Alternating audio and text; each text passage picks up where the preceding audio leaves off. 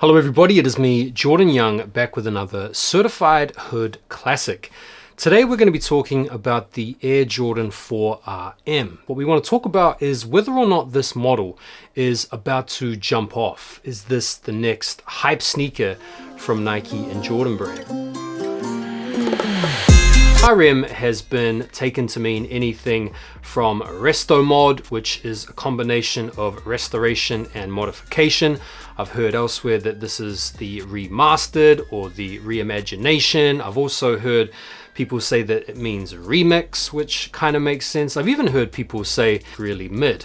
It is indeed a brand new shoe, but is it? It kind of is. Look, we've never seen this specific model before, and it makes sense because this year is the 35th anniversary of the Air Jordan 4. Let's talk a little bit about the aesthetic of the shoe. I think one of the things to point out very early on is that this basically is a chunky looking skate shoe, and from the early reviews that I've seen out there, as well as some of the chatter that I've heard whipping around the sneaker community, these should have been the SB4s. There is a lot of padding around the ankle collar as well as the tongue, making these ideal to skate in. They feature pretty hard wearing materials, and they have this rubberized cage unit on the upper that's supposed to have a little bit of bend and a little bit of flex in it, reminiscent of the tooling that we saw on the Air Jordan 4 SB. Let's talk about the marketing, because the marketing from Jordan brand has been pretty predictable, but it's also been pretty sweet. They've chosen to launch this model via an extremely exclusive collaboration with long-standing brand partner Nigel Sylvester. Launching a brand new sneaker in this way is not uncommon, and it's something that Nike have done in the very recent past. You guys might remember when they launched the Air Max DN on Air Max Day back in March. They decided to actually give us an Air Max DN collab before we got any GR colorways. The Nigel Sylvester shoe is in its own right a fantastic shoe. It is collaborative magic 101. They've gone into the origin story of the bro, speaking about when he first fell in love with BMX riding. There's a story there around him growing up at his grandma's place and riding his BMX up and down her driveway, and the colorway of the shoe takes inspiration from the color of the fans. So there's all of this really interesting background storytelling that a lot of us are really happy to buy into as sneakerheads who love a story. This story also informs a lot of the extras, including the packaging and the details on the sneaker, and make these pretty much a no-brainer cop.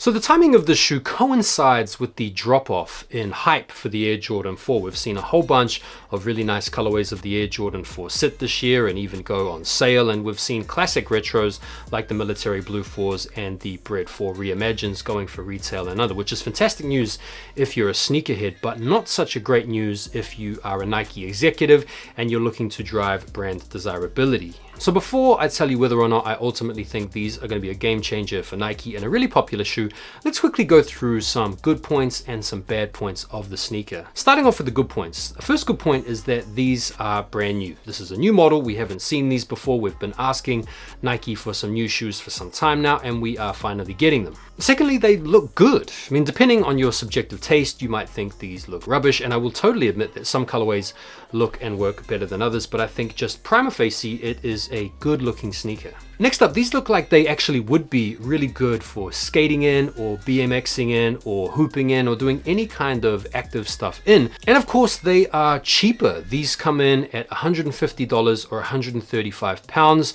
making them significantly cheaper than the Jordan 4 Retro counterparts, putting them in like a gap filling area of the market, not too dissimilar from like a Porsche Cayenne or something like that. And now some bad points. One of the bad things is that this actually isn't a new model, contrary to the first point I made for these previously. These are really just a Team Jordan 4, or the equivalent of a LeBron Soldier type model, a subclass or subsidiary model, inferior to the Air Jordan 4. Secondly, you could take the approach that these actually look bad, and that if it weren't for the Air Jordan 4 tooling, these would be direct to outlet type joints. Next, they kind of fall into the category of the Fusion Jordan species, which is to say they're not quite as legendary as the retros, they're not quite as budget as the outlet specials, they're just in that gap filling area of the market, which depending on how they're marketed and depending on how they're received en masse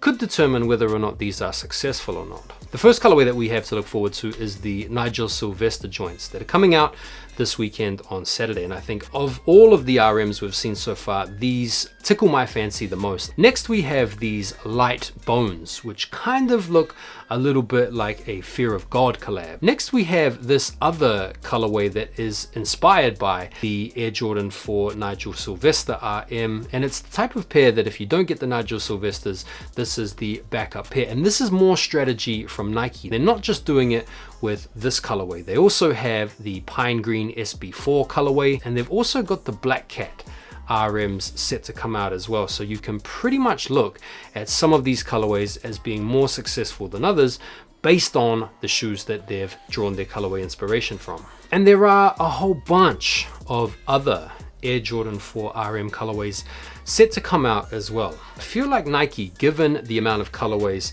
that they have here projected to come out this year, are really going to look at this model as being a potential big banger for them moving forward. And so the ultimate question, are these going to be popular? Is this a game-changing sneaker for Nike and Jordan brands? The answer in a nutshell is no, I don't think so. I do think the Nigel Sylvesters will of course sell out and command some money on the resale market. I have seen early prices or early pairs going for about 2x the retail. I feel like other colorways, maybe like the Pine Green and the Black Cat 4s, will probably sell out, but apart from that, unless it's a limited collab, I can see these shoes basically being the next model of Jordan to essentially sit not too dissimilarly to the Spizike lows that we've seen come out in recent times, or the Air Jordan 2 3s, or any of the other fusion species. I do think it is a nice looking shoe though. I am looking forward to getting a pair myself. I'm going to be going for the Nigel Sylvesters.